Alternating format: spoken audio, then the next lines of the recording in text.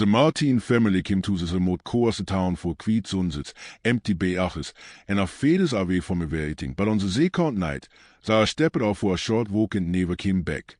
No scream, no stroke play, no witnesses, no trail in the sand, just the cold shoreline straying into darkness as minutes turned into hours. The police busted off like a misunderstanding. The town stayed silent, and the case was buried for decades.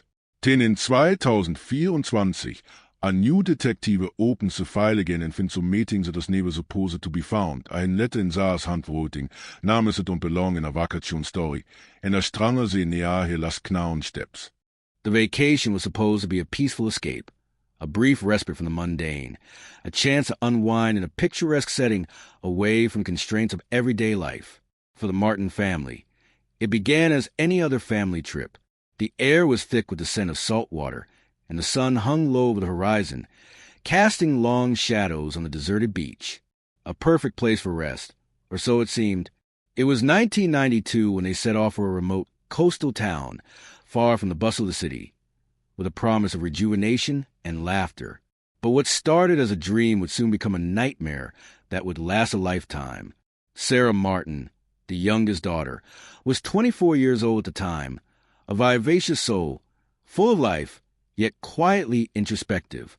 She had an infectious laugh, the kind that could fill a room with light. But behind her eyes, there were glimpses of something deeper, an undercurrent of something unspoken, some sadness buried just beneath the surface. Her parents, Karen and Tom, had no idea that this vacation, this idyllic time away, would be their last as a complete family. They would never know the full story of what happened to their daughter. It was as if she had vanished into thin air, leaving behind only the echoes of her absence. On the second evening of their stay, Sarah took a walk alone, something she often did to clear her mind. She told her parents she needed some time to think, something about the ocean's vastness making her feel small in the best way possible. She loved the rhythm of the waves crashing against the shore, the soothing sound that seemed to pull her into another world. Her parents didn't think much of it. It was not unusual for her to seek solitude, especially after a long journey. They believed in the beauty of moments like these. Space to breathe, to reflect, to exist without the noise of the world pressing in. As night fell, Sarah's absence stretched on longer than expected. The minutes turned to hours, and by 10 p.m., the unease began to settle over the family like a thick fog. They went out looking for her, calling her name into the night, the air growing cooler, the waves now a distant hum in the background. At first, it seemed like nothing more than a delayed return, a young woman caught up in the beauty of the night, maybe even in conversation with someone she met along the beach. But when they reached the cliff's edge and saw no sign of her, panic began to seep in. By midnight, they had contacted local authorities. The police arrived quickly, but their demeanor was matter-of-fact, as if they had seen this before. Families losing track of loved ones, the thrill of the vacation overshadowed by a simple misunderstanding. She's probably just wandered off, the officer said, as though it were something Sarah would do on a whim. But Karen's heart knew better. Sarah would not do that, not without a word, not without a sign. Something was wrong. The next few hours passed in a blur of confusion, frustration, and fear. Police scoured the beach, checked local inns, and knocked on doors in the quiet town, but there were no witnesses, no clues. They found nothing that hinted at where Sarah had gone, or even if she had been there at all. The island, though beautiful in its isolation, seemed to have swallowed her whole. The initial investigation followed the typical path of such disappearances. The idea of foul play wasn't even entertained at first. The family was told that Sarah might have been struggling with something, perhaps a personal issue they didn't know about, something she hadn't shared with anyone. The term runaway was tossed around, though it seemed a strange thing to say about someone so full of life, so close to her family. But there were no other leads, and no one wanted to entertain the idea that something darker might have been at play. The police interviewed her parents, her siblings, her friends. Nothing in Sarah's life suggested that she was troubled enough to disappear on her own. There were no signs of distress in her behavior. Leading up to the trip, the possibility of foul play was ignored, pushed aside like a haunting shadow that no one wanted to acknowledge. Instead, They searched the town's small bars, cafes, and motels, questioning locals and tourists alike. But no one had seen Sarah after she left the beach that evening. The town, already quiet and reserved, seemed to offer no clues, no suspects. Time passed, and each lead grew colder than the last. By the third day of searching, the town had moved on, as towns do. The police closed their file, chalking it up to a tragic accident or an impulsive escape. Karen and Tom, their faces drawn with grief, had no choice but to accept what they had been told, though every fiber of their being screamed that something was missing. The sense that Sarah had simply wandered off and gotten lost didn't sit right with them. But there was nothing they could do. The world was too busy to stop for one missing person. The days that followed were a blur of heartache and disbelief. Back at home, Sarah's room remained untouched, a shrine to the daughter they once knew. Karen and Tom couldn't bear part with any of her belongings, her clothes, her books, the tiny trinkets she had collected during their vacations. But the memories felt like distant ghosts, fleeting glimpses of a time when their daughter's laughter filled their home. They tried to keep up appearances, to move through the motions of their daily lives, but the loss of Sarah became an ever-present shadow that followed them, no matter how far they tried to run from it. As the years went by, the memory of Sarah's disappearance became like a fading photograph, edges curling and colors fading. The case was quietly closed, and life for everyone else returned to its rhythms. But for Karen and Tom, the pain of losing their daughter never dulled. Every anniversary of her disappearance felt like the first day all over again, raw, unrelenting, and suffocating. They never gave up hope that Sarah might still be out there somewhere, but the world moved on, and so did they, in a way. They learned to live with the hollow ache in their hearts, though it never quite went away.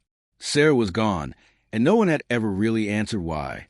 The investigation into Sarah's disappearance began with an unsettling sense of finality. When the local authorities arrived, their reaction was almost dismissive, as if they had seen this type of thing too many times before. A young woman disappears. Probably just a case of vacation or getting cold feet, or going off to explore the world on her own. The officer assigned to the case, Officer Reynolds, was calm and methodical, but his tone was laced with an almost clinical detachment. He spoke to Sarah's parents as if he were outlining a set of routine procedures, as if he were advising them on how to handle a minor inconvenience rather than a tragedy.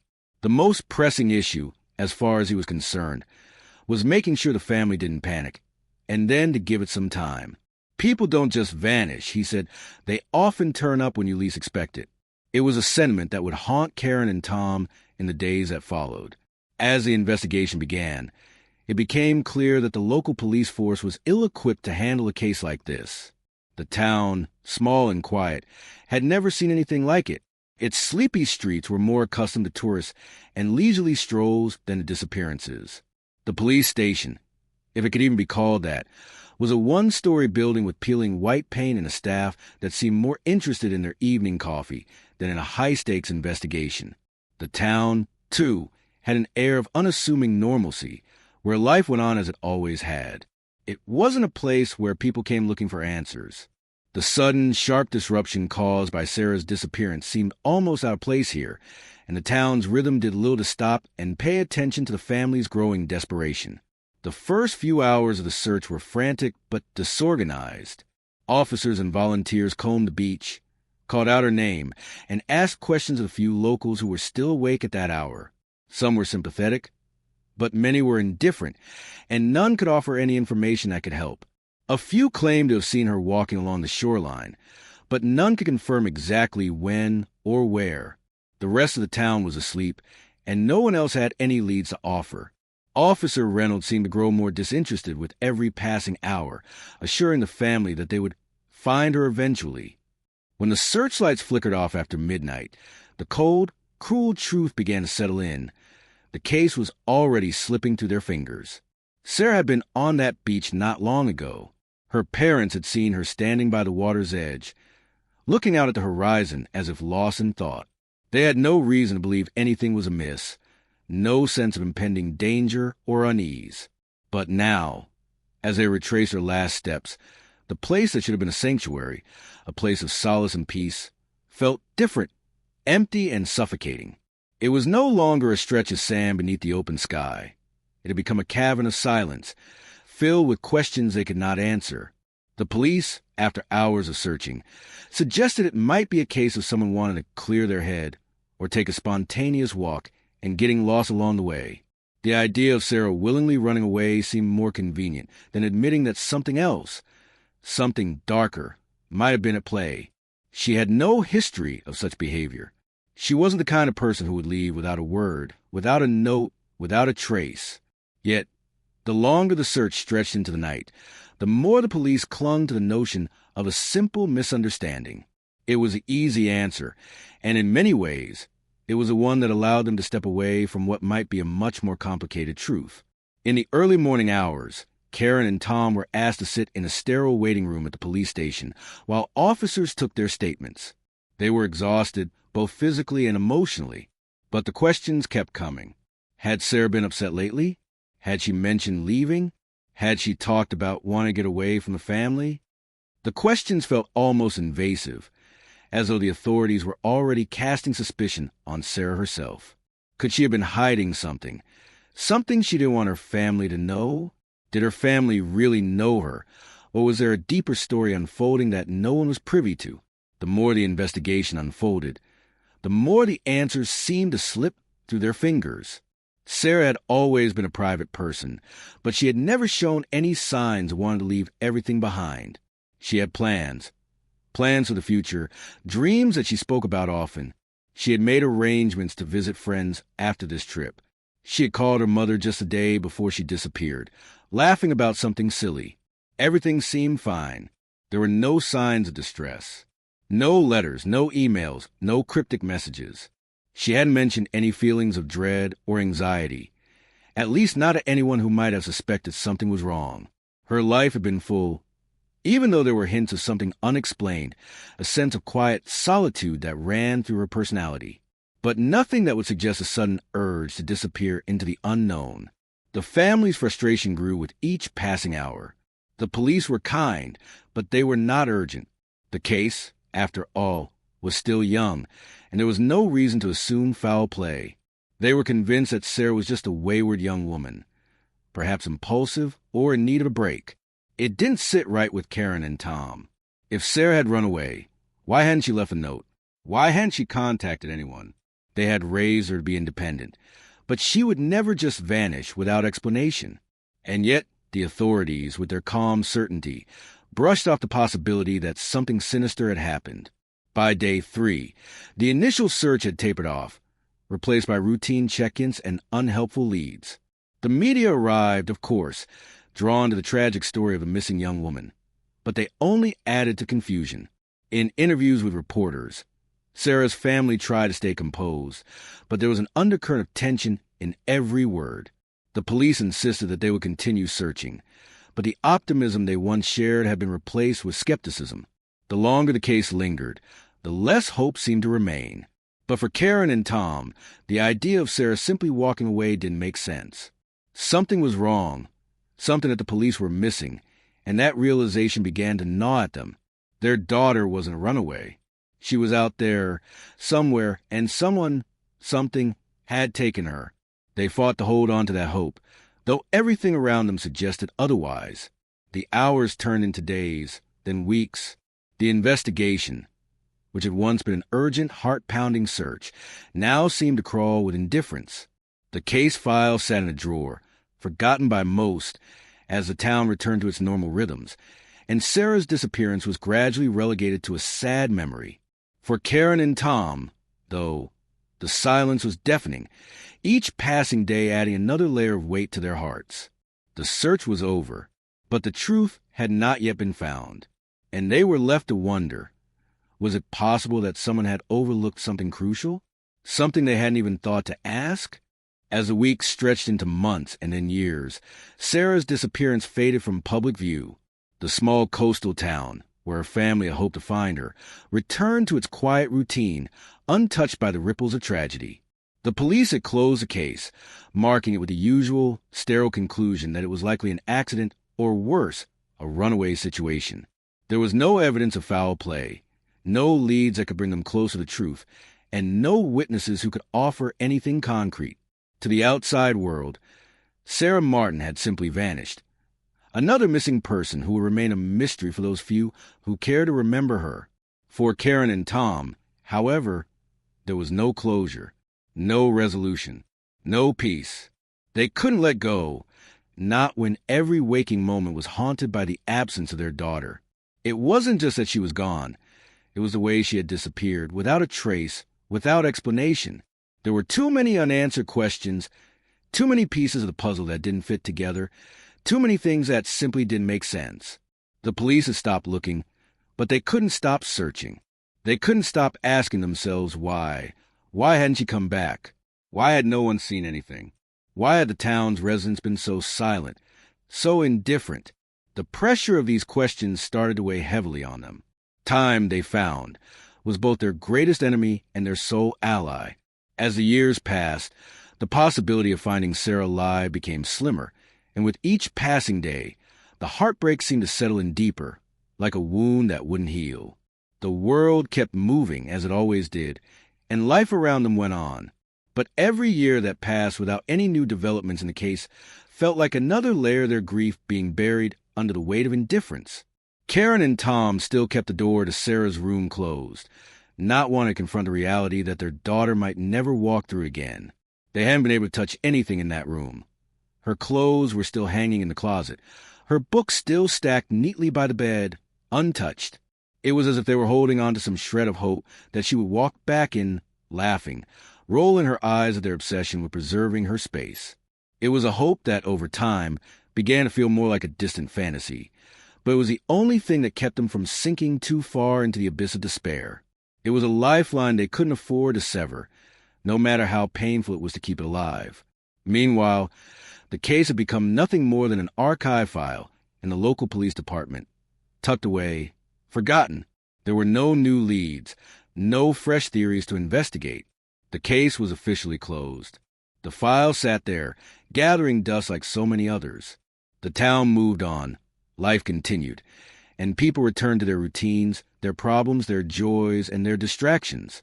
But for Karen and Tom, there was nothing to move on from. There was no real after. There was only the pain of what had been, and the impossible weight of what had never been explained. The world around them seemed so indifferent to their loss, to the mystery that lingered in the air, unseen but deeply felt. It wasn't just the police who had lost interest. Friends and family, too, seemed to drift away over the years. Initially, there were the calls, the visits, the concerned check-ins. But as time passed, people began to settle into their lives, and the painful questions that Karen and Tom carried with them became burdens they felt they couldn't share anymore. It was as if the disappearance of Sarah was no longer a shared grief. It was theirs alone, and no one outside their small, broken world could understand the weight of it. In some ways, the isolation they felt was worse than the loss itself. People were kind, but they didn't know how to help, didn't know what to say. The well-intentioned condolences and polite inquiries started to feel like another form of silence, a way of saying that the world had moved on. So why hadn't they? Sarah's face, once fresh in their memories, became more distant, almost like a photograph fading at the edges. They couldn't help but wonder if they were forgetting her, forgetting what she had looked like, what she had sounded like. The pain of that thought was unbearable. She had been their daughter, their light, their hope, and now, years later, the only thing they held on to was a ghost of her. The idea of her still out there, somewhere, was almost too much to bear. Was she alive? Had something happened to her? Was she even in the same world as they were anymore? The passage of time turned everything into a blur. The town, the beach, the hotel where they had stayed. Everything became like a dream, a place they couldn't quite touch, but where they remained emotionally stuck. And then, just as they had come to terms with the idea that Sarah was lost to them forever, a small piece of something, a scrap of a clue, a fleeting lead, emerged. It wasn't much at first. It didn't come from the police, nor did it come from any of the people they had known in the town. It came from somewhere unexpected. A reporter who had recently been investigating cold cases in the region. They had uncovered something, a detail from an old interview, a forgotten piece of evidence that had been left out of the original investigation. The lead was faint, hardly enough to stir any real hope, But for Karen and Tom, it was a spark in the darkness, a reminder that the world had not completely forgotten their daughter. There was a new question on the table. Had something been overlooked? Had the police missed something that could change everything? This tiny glimmer of possibility was all they needed to push them back into action, back into the kind of search they had once embarked on years ago, when the case was fresh, when they had hope. Now, though, the hope was different. It was fragile, hesitant, born from the pain of years of silence. But it was there, nonetheless. The truth had never been more out of reach, and yet, for the first time in a long time, Karen and Tom found themselves willing to fight for it, to hold on to the idea that Sarah's story still had a chance to be told. As they looked back on the years that had passed, the slow, creeping erosion of hope and the growing resentment they had carried for the town's indifference, they realized something. The pain had never been about finding Sarah. It had been about finding the truth. The world around them may have stopped asking questions, but they hadn't. And now, after all these years, they were about to find out whether that truth was worth the cost. Would it bring peace, or would it tear them apart even further? They didn't know, but they couldn't stop now. They had to know, for Sarah's sake, and for their own. Time had passed, but the questions had not. The search was beginning anew, but this time it would be different.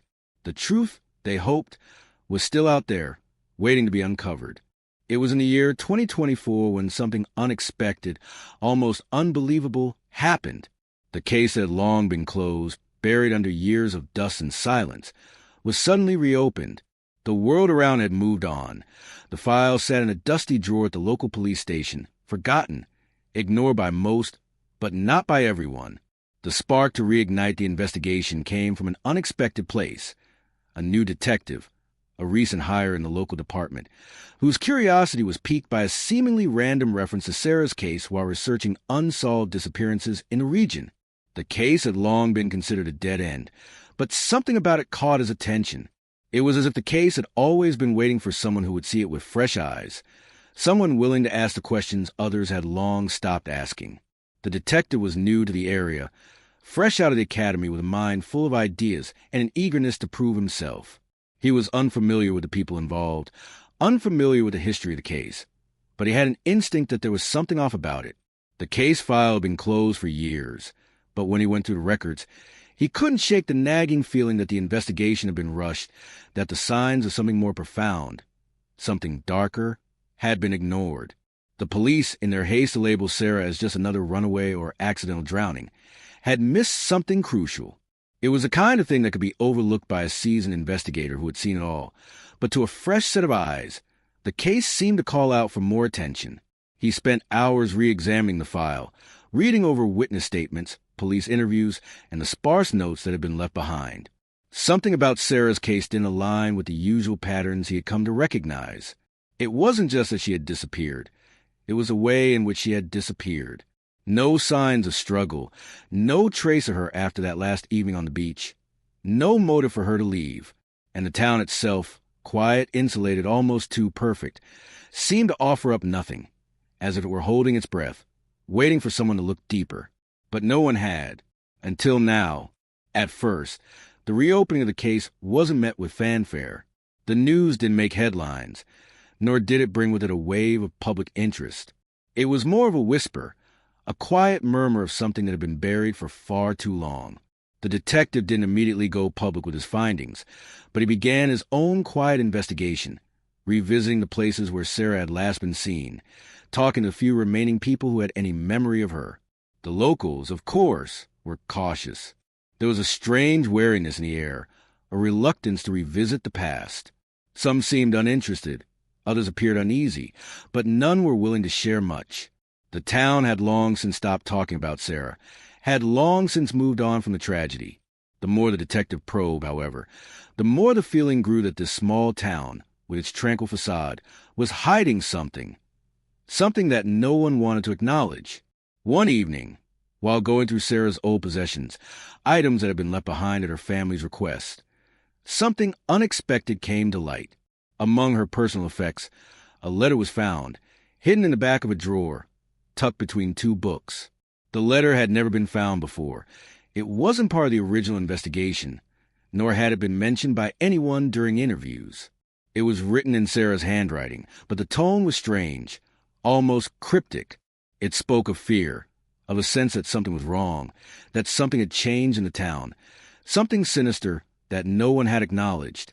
It wasn't a letter to anyone in particular, but rather a message she had written to herself, a kind of journal entry that had never been shared. The detective, upon reading it, felt an eerie sense of dread. What could it mean? Why had Sarah written such a letter, and why had it never been brought up in the investigation? The more the detective delved into Sarah's past, the more disturbing things began to emerge. It became clear that her disappearance was not as simple as the police had once thought. She hadn't just wandered off or run away. She had been caught in something far more complicated. The town, which had once seemed so idyllic and peaceful, was starting to show its cracks.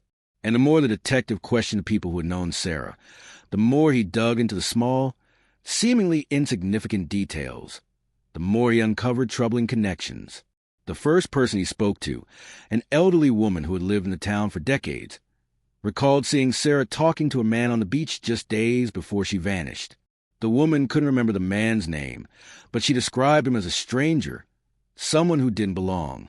She had never thought much of it at the time, but now, looking back, she remembered feeling uneasy about the interaction.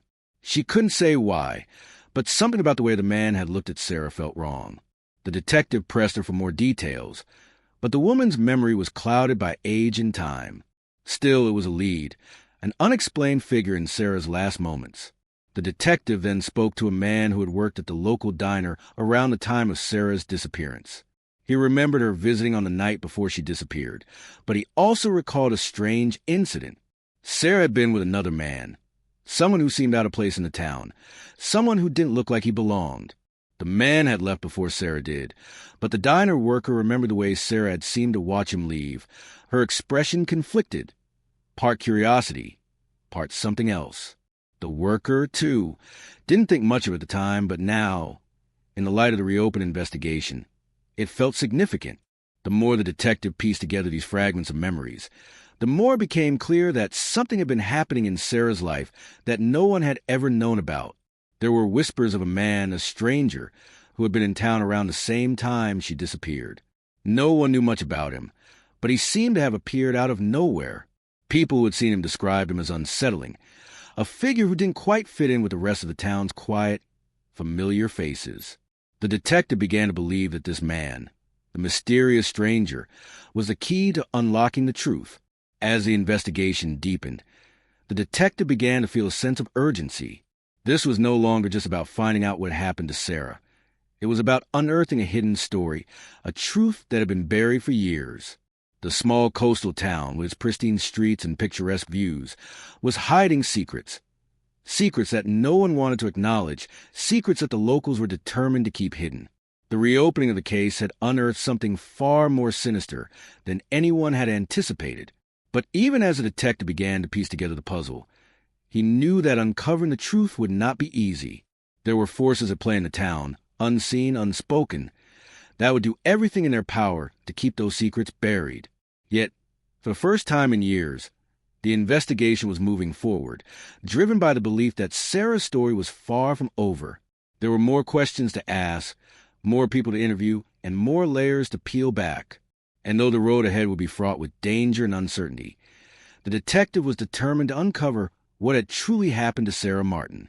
It wasn't just a matter of solving a case. It was a matter of bringing justice to a family who had been denied it for far too long. The truth, however painful, was waiting to be revealed. As the investigation into Sarah's disappearance progressed, it was clear that the small coastal town, once considered idyllic and peaceful, was not the quaint, innocent place it appeared to be. With each new piece of evidence uncovered, the detective found himself more entangled in a web of secrets and lies, a network of people who had either turned a blind eye to the past or actively concealed it.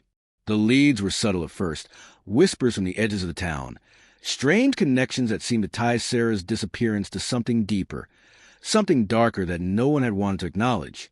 But these fragments, so easy to overlook in the past, were now impossible to ignore. The first real breakthrough came when the detective was able to track down an old acquaintance of the man Sarah had been seen with just before her disappearance. The stranger, who had never been mentioned in the original investigation, now emerged as a key figure. His name was Nathaniel Westbrook, and he was not a local.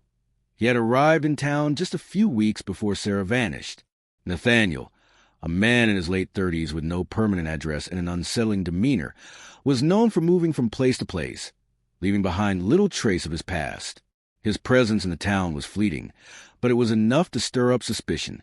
The detective dug into Nathaniel's background, uncovering a trail of half-forgotten jobs, brief relationships, and strange, unexplained disappearances in towns where he had lived previously. His movements were erratic, his life a patchwork of short-term stays and fractured connections. The more the detective learned about Nathaniel, the more it became apparent that he had an unsettling influence on Sarah. She had been seen with him several times in the days leading up to her disappearance, often in secluded parts of the town or on the beach, far away from the eyes of her family. Witnesses described their interactions as strange. There was a tension between them, something that went beyond the casual nature of a tourist encounter. Sarah had been described as distant, her usual warmth replaced by an uncharacteristic reserve when in his company. Friends who had known her well mentioned that Sarah had never mentioned Nathaniel to them, and none of them could understand why she had spent so much time with him. They knew little of him, and even less of what their relationship had truly been. The next crucial step in the investigation came when the detective was able to track down an old friend of Sarah's who had moved away shortly after the disappearance. Laura, a childhood friend who had remained in touch with Sarah through letters, revealed something that stopped the detective in his tracks. In one of their last letters, Sarah had written about Nathaniel, but it wasn't just about him as a passing acquaintance. Sarah had been concerned about something. The tone of her letter had shifted from carefree to nervous, her words filled with unease. She mentioned that Nathaniel had asked her to keep a secret that she couldn't bring herself to reveal even to her closest friends. Sarah's letter hinted at something troubling, something about Nathaniel's past that he didn't want anyone to know. But the letter was vague, and Laura herself had not known what to make of it. She had tried to reach out to Sarah after the letter, but had received no reply. This new information cast everything in a different light. Sarah had been hiding something, and it seemed to involve Nathaniel. But what was it? The detective needed answers, and Laura's account added another layer to the mystery. He began to focus all his energy on Nathaniel Westbrook, tracking down any potential witnesses who might have seen more of him during his time in the town. Slowly, he began to piece together a timeline of Nathaniel's movements. He was a man of few connections, someone who had kept the shadows, avoiding most interactions. But there were fragments, sightings of him at local bars, whispers from people who had seen him talking to Sarah, and even a few reports of strange encounters with local residents who had tried to engage with him, only to find him unerringly distant, unwilling to open up about his past. The detective knew now that Nathaniel wasn't just some passing tourist. He was a man with a purpose, with a hidden agenda, and Sarah had somehow become entangled in it. Unaware of the danger she was in, he felt a sense of dread settle over him as the pieces started to fall into place. It was clear that Sarah's disappearance wasn't random. It had been carefully orchestrated. Nathaniel had been grooming her, drawing her into a situation that she likely didn't understand at the time. The secrecy surrounding him, the way he kept people at arm's length, all pointed to something much more sinister. But the question remained, what was his ultimate goal? And why had Sarah been so drawn to him? The detective's next step was to find Nathaniel, to confront him and learn what he knew. He scoured the records, hoping to find any trace of Nathaniel's recent movements. It wasn't until he contacted a former employer of Nathaniel's that he got his first real lead. Nathaniel had worked briefly at a small, nondescript repair shop in the town, a job that had lasted only a few weeks before he disappeared. The shop owner, a grizzled man with a thick accent, had little to say about Nathaniel, but there was something about his manner, something in his eyes, that suggested he knew more than he was letting on. When pressed, the man finally admitted that Nathaniel had been acting strangely during his time there. He had been secretive, avoiding personal conversations, and had seemed to be constantly watching the streets, as if expecting someone to arrive at any moment. There was a sense of urgency about him, a feeling that he was waiting for something or someone. The shop owner could never quite shake the feeling that Nathaniel was involved in something illegal, though he had no proof. He had simply sensed that there was something off about him. This revelation set the detective on edge. It confirmed what he had suspected. Nathaniel wasn't just a traveler passing through. He was a man on the run, someone hiding from something. The detective knew he was getting closer. But he also knew that Nathaniel was not the type of person to be easily found. He had a way of slipping through the cracks, of leaving no trace behind. It was becoming clear that Nathaniel had been living a life built on deception, and Sarah had been caught in his web. The more the detective investigated, the more he felt the weight of the truth pressing down on him. There were layers of secrecy, lies upon lies, that had concealed the true nature of what had happened to Sarah. She had become an unwilling participant in something that had spiraled out of control. The more he learned, the more he realized that Sarah's fate had been sealed long before she ever stepped foot in that town. The secrets Nathaniel was hiding were darker and more dangerous than anyone had imagined. It wasn't just a case of a missing person. It was a case of someone who had been manipulated, used, and ultimately discarded. And now, the detective knew he had to get to the bottom of it all, no matter what the cost. Every step forward in the investigation uncovered more of the terrible truth. But with each discovery came more questions, and the detective found himself facing a growing sense of unease. Sarah's disappearance was not the isolated incident it had seemed to be. It was a result of something much larger, a chain of events that had been carefully orchestrated. And now, the detective had no choice but to continue unraveling the tangled threads of this dark story, even if it meant confronting forces far more dangerous than he had anticipated. As the detective's investigation continued, the weight of the case seemed to grow heavier by the day. Each piece of information he uncovered led to another unanswered question, another layer of complexity that revealed a much darker side to the seemingly peaceful town where Sarah had disappeared. Nathaniel Westbrook, the enigmatic stranger who had woven his way into Sarah's life, had become the central figure. But the detective's discoveries about him were just the beginning of the horror that lay beneath the surface.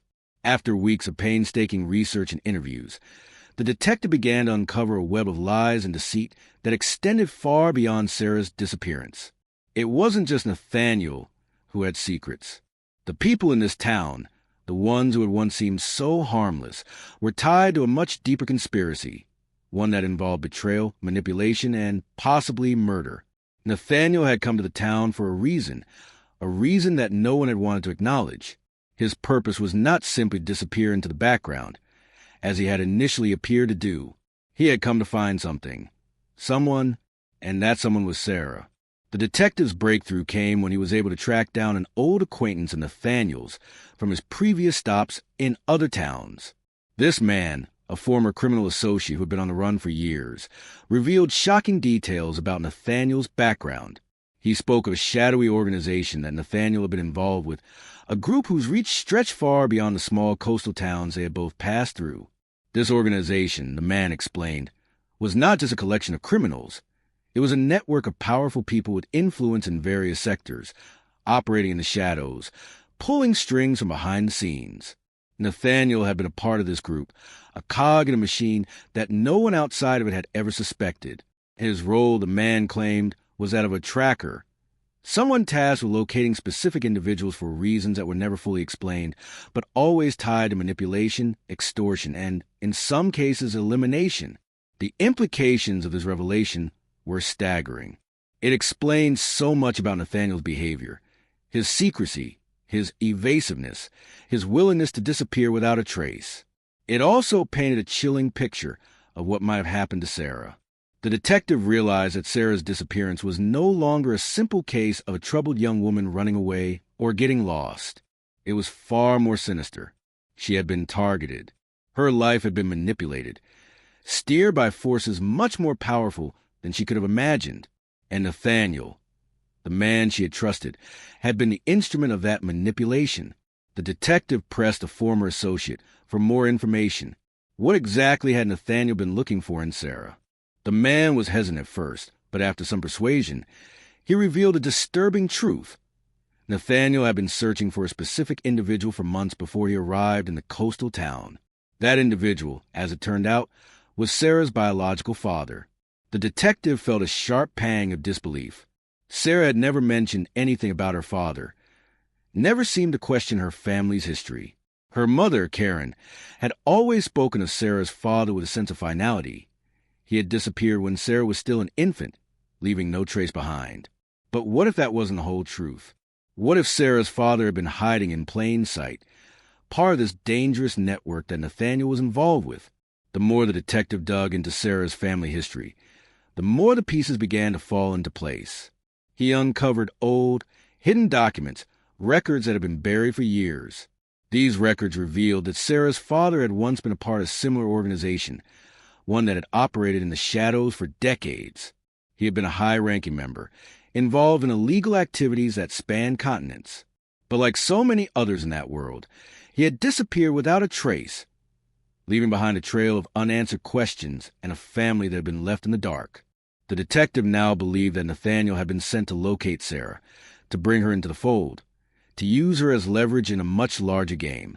The question remained, why had Sarah been targeted in the first place? What did they want from her? The detective's next lead came when he uncovered a disturbing connection between Sarah's childhood and the shadowy organization that had now become central to the investigation.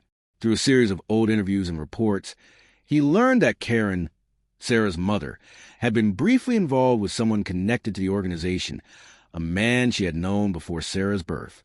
This man, though he had left her life long before Sarah was born, was someone with deep ties to the same network Nathaniel had been involved with.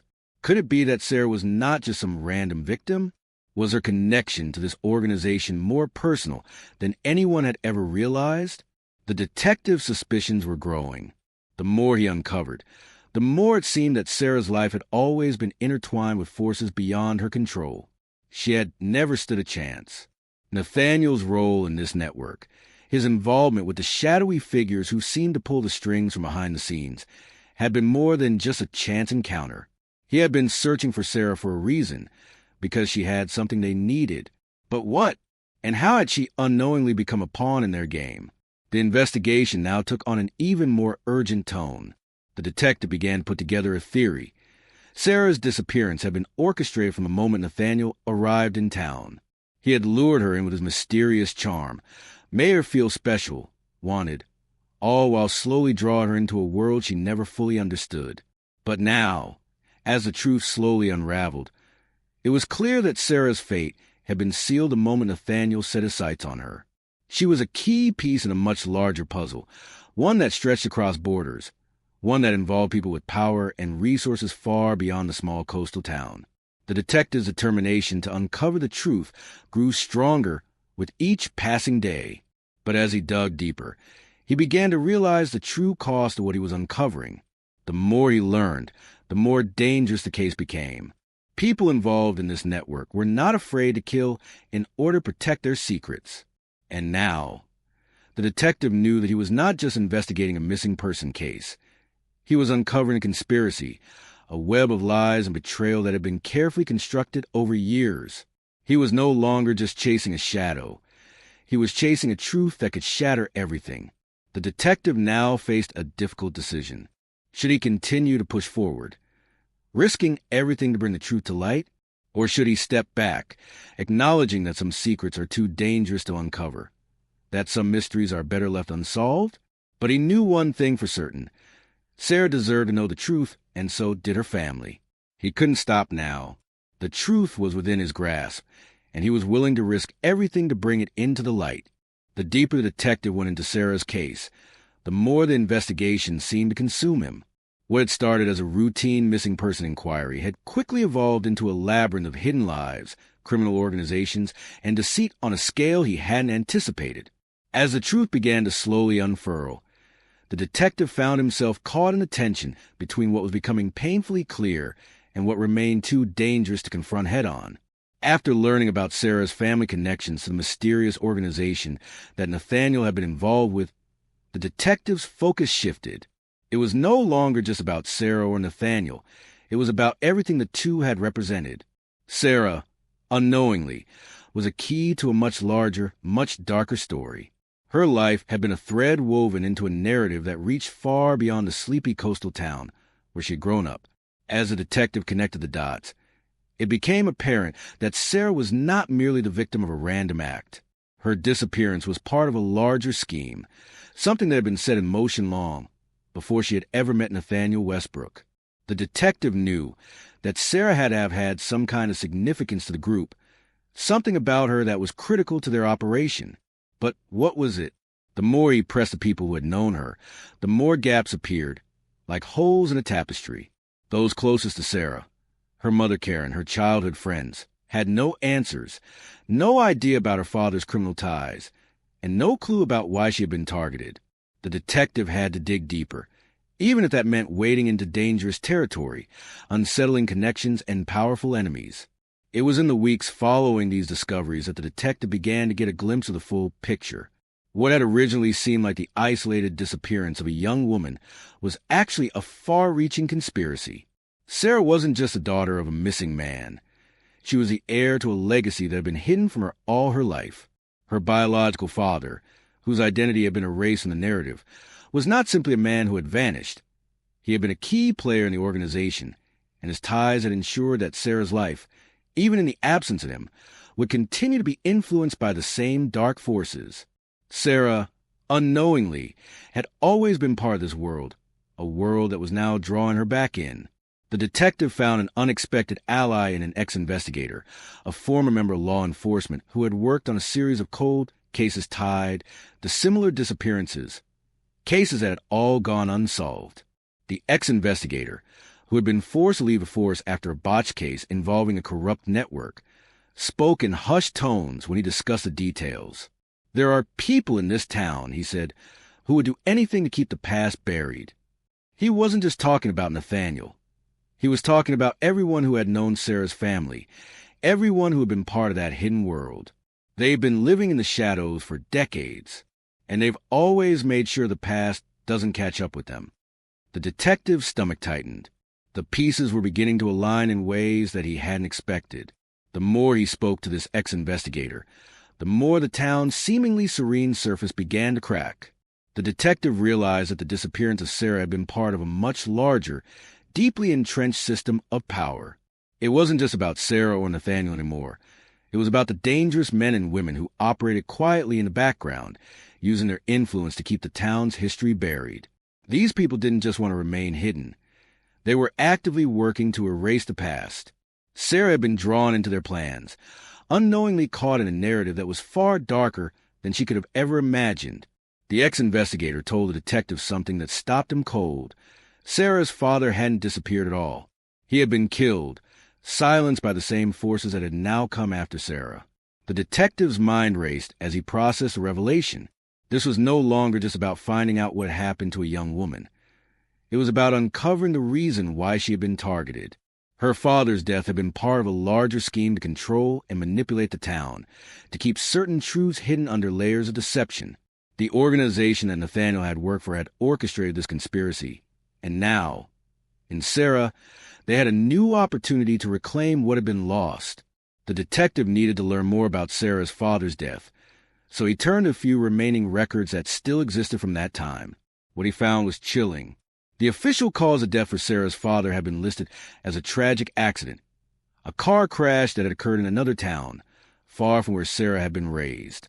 It was a story that had been accepted without question, one that had been easily swept under the rug. But as the detective looked closer, he began to see the inconsistencies in the report. There were gaps in the timeline, conflicting witness statements, and a lack of any real investigation into the circumstances surrounding the crash. It all pointed to one thing. The accident had been staged. The death had been engineered by the same people who were now manipulating Sarah's life. They had silenced her father because he had become a threat to their operation, and now they had come for his daughter, hoping to use her to regain the power they had lost. As the detective pieced together these horrifying truths, his sense of urgency deepened. It wasn't just about Sarah anymore. It was about preventing the same fate from befalling her, about protecting her from the forces that had been orchestrating her life without her knowledge. The detective knew he had to confront Nathaniel, confront the man who had been at the heart of this tangled web. But he also knew the danger that came with it. Nathaniel was not just a man. He was a symbol of everything the detective was fighting against, a representative of the corruption that had seeped into every corner of the town. In the days that followed, The detective was careful, methodical. The detective's pursuit of the truth had reached a breaking point. Each new revelation felt like a deeper descent into darkness, and with every step closer to the truth, the danger grew. Sarah's case, which had once seemed like an isolated tragedy, was now entwined with a much larger conspiracy, a shadowy network of powerful individuals who had manipulated and controlled the lives of the people in the town for decades. The detective had been unearthing secrets, but the more he learned, the more he realized how far-reaching and insidious the system was. It wasn't just Nathaniel Westbrook who had been pulling strings. It was the people who controlled him, the ones who had orchestrated Sarah's fate from the very beginning.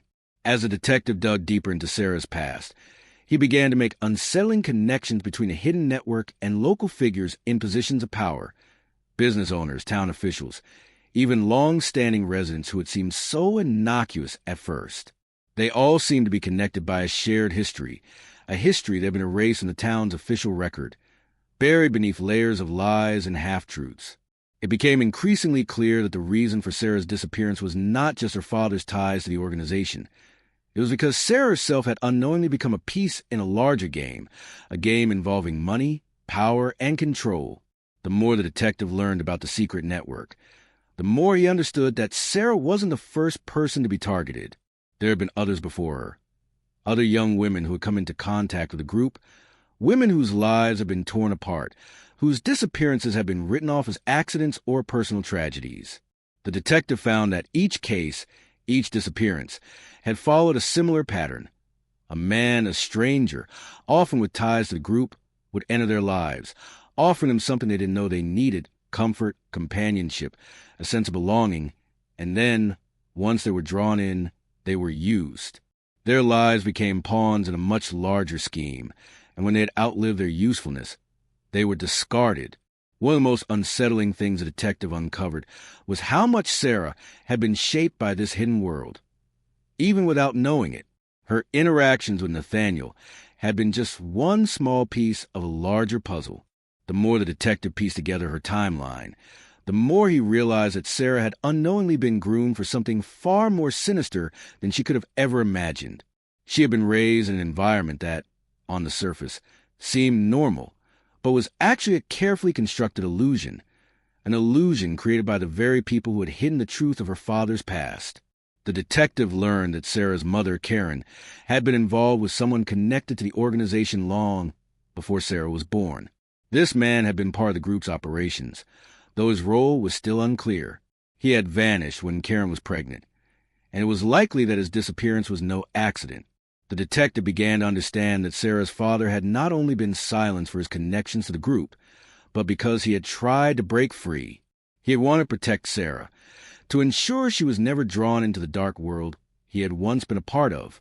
And yet, no matter how hard he had tried to shield her, the pull of the organization had remained, silently influencing every aspect of her life. Her interactions with Nathaniel had been the final push in a carefully orchestrated plan to bring her into their fold. They had been watching her, manipulating her, even from a distance. As the detective connected the dots, he realized that the danger was not just to Sarah. It was to anyone who dared to uncover the truth. The organization, which had been operating in the shadows for so long, was not going to allow anyone to expose their secrets without a fight. The deeper the detective dug, the more he realized how deeply entrenched the group was in the fabric of the town. They controlled the narrative, they controlled the people, and they had the resources to ensure that no one would ever uncover the full extent of their operations. And now, as a detective near the heart of conspiracy, it was becoming clear that he was not just uncovering a missing person case. He was uncovering an entire criminal network, one that had been operating under the radar for decades. The pressure was mounting on the detective. He could feel the weight of the investigation bearing down on him, but he couldn't stop. The truth was within reach, and he couldn't let it slip away. But the closer he got to the answers, the more dangerous things became. He had already received anonymous warnings to drop the case, threats that had been vague but chilling. The closer he got to the truth, the more he realized that people, powerful people, were watching him, waiting for him to make a mistake. His every move was being scrutinized, and he knew that if he wasn't careful, he could become the next target. As the detective continued to investigate, he began to uncover something even more disturbing. Sarah's disappearance wasn't just a random act of violence. It had been carefully planned. The people behind it had gone to great lengths to ensure that she was taken without anyone noticing. They had manipulated her environment, her relationships, and even her own emotions to draw her into their orbit. Nathaniel, though a crucial part of the operation, was just a tool, a pawn in a much larger game. The real players were the ones who controlled him, the ones who had orchestrated everything from the shadows. And they were not going to let the detective uncover their plans without a fight. In the weeks that followed, the detective found himself in a race against time. He had to uncover the truth before it was too late, before the organization could silence him. 2. As he continued his search for answers, he reached out to anyone who might be able to provide insight into the group's operations. He found an unlikely source in an ex-member of the organization, a man who had left years ago, after realizing the true extent of the group's power. The detective's resolve had never been stronger, but the toll it was taking on him was becoming increasingly apparent. As he delved deeper into the shadowy world he was uncovering, he began to realize just how far the roots of this conspiracy stretched. What had begun as an investigation into a single missing person case was now a battle against a deeply entrenched and insidious system, a system that had manipulated not just Sarah, but countless others before her. The weight of it all bore down on him daily, each new revelation pushing him further into a world where the lines between right and wrong, good and evil, were no longer clear. Every discovery about Sarah, Nathaniel, and the group behind it all seemed to lead to even darker truths. But he couldn't stop. He couldn't walk away from this now, not when he was so close to the heart of the matter. Sarah, once a vibrant young woman with a future ahead of her, had been unknowingly drawn into a web that had been spun long before her birth. The organization that had manipulated her was not just a group of criminals operating in the shadows. It was a network of people who had carefully curated the town's history, shaped the town's narrative, and kept everyone in line with a mix of fear, influence, and quiet power. It wasn't just about money or illegal dealings anymore. It was about control. Control over the lives of everyone in the town and beyond. Control over the very truth itself. The more the detective uncovered, the more he realized how masterfully the organization had operated in the shadows for years, pulling strings behind the scenes, ensuring that the narrative remained unchallenged. It wasn't just Sarah's disappearance that had been meticulously planned. It was everything leading up to it. The detective learned that Nathaniel's arrival in the town had not been a coincidence. He had been sent, orchestrated by the very people who had been keeping Sarah's family in the dark for so long. Nathaniel's role had been to subtly manipulate Sarah, to slowly draw her into the fold, and to bring her closer to a truth she wasn't prepared to face.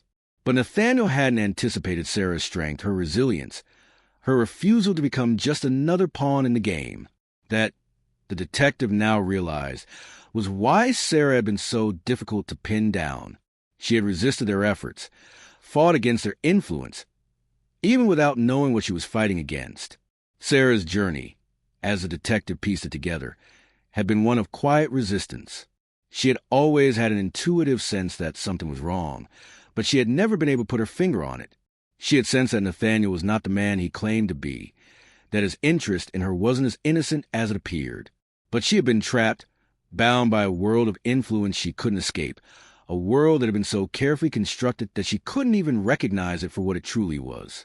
The more the detective learned about Sarah's life, the more he realized just how much she had been unknowingly controlled.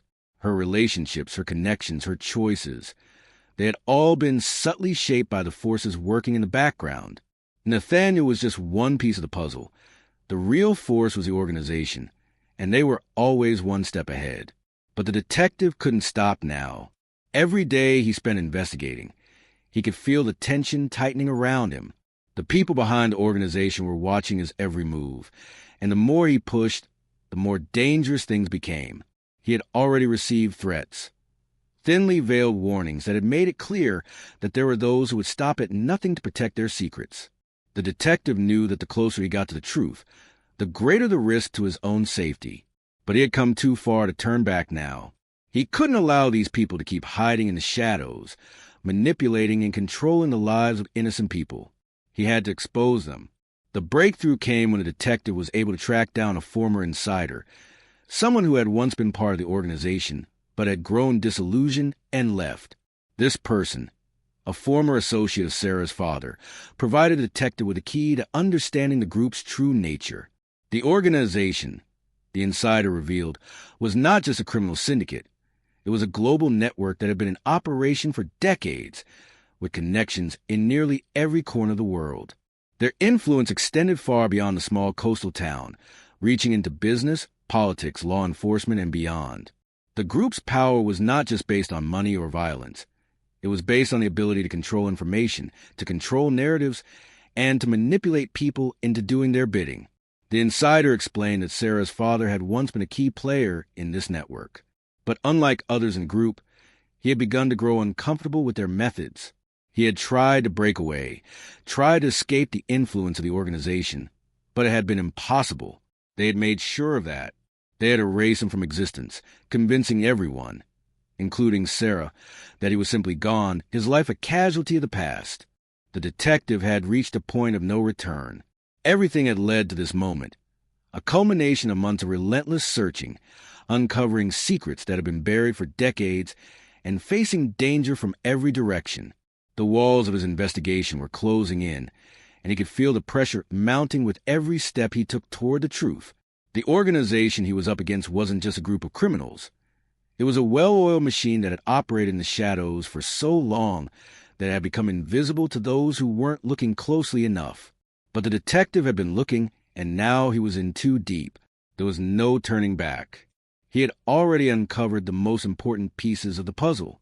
Sarah's father had been silenced by the organization, not because of a random accident, but because he had been a threat to them. He had tried to break free of the group's control, and for that, he had paid the ultimate price. Sarah had unknowingly been targeted because of her connection to him. They had manipulated her life in the shadows, using people like Nathaniel to guide her unknowingly toward the path they had set for her. But what they hadn't counted on was Sarah's strength, her resistance. And what they hadn't counted on was the detective. Despite everything he'd uncovered, the detective still hadn't found the final pieces of the story. He knew that the organization was vast and far-reaching, with influence that extended well beyond the small coastal town. But who was at the very top of this operation? Who were the people pulling the strings, orchestrating everything from behind the scenes? He had learned so much about the network, but the ultimate puppet masters, the ones who controlled everything, were still a mystery. The final breakthrough came when the detective was able to trace a connection from one of the group's most trusted operatives, a man known only by a code name, the Architect. This figure had always been elusive, a ghost in the system, but the detective had tracked down an old informant who had once worked for the organization. The informant, terrified for his life, revealed that the Architect was not just some minor player in the operation. He was the one who had founded the network, the mastermind who had set everything in motion years ago. The Architect's name was never spoken aloud.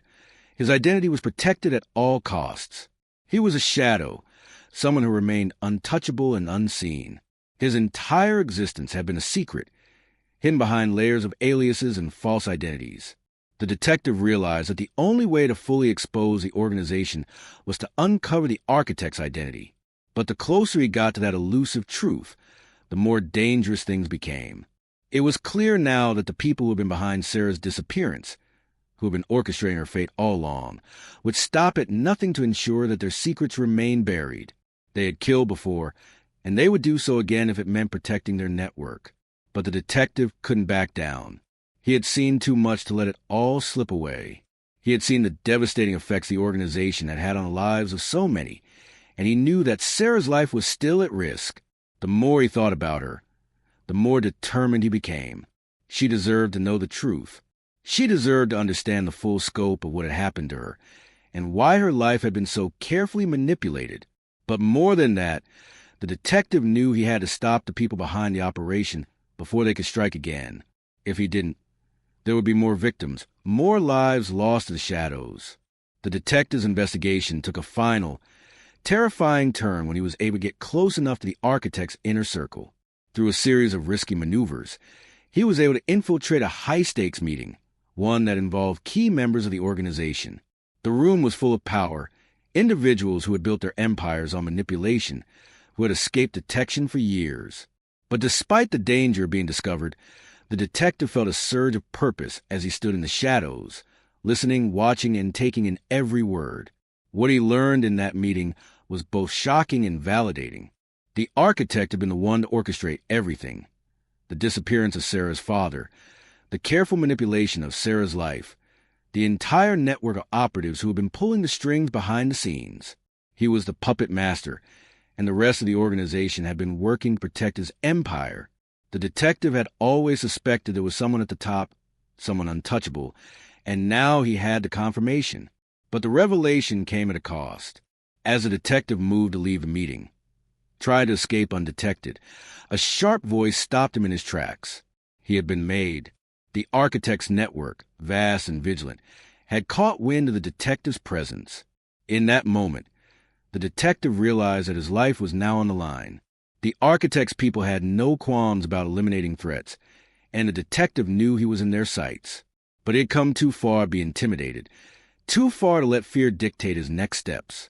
He knew that this was his only chance to expose the truth, to bring the entire organization to its knees. He made a split-second decision. He would take the risk, even if it meant everything. He escaped the meeting, but he knew they were already hunting him. He had to act quickly.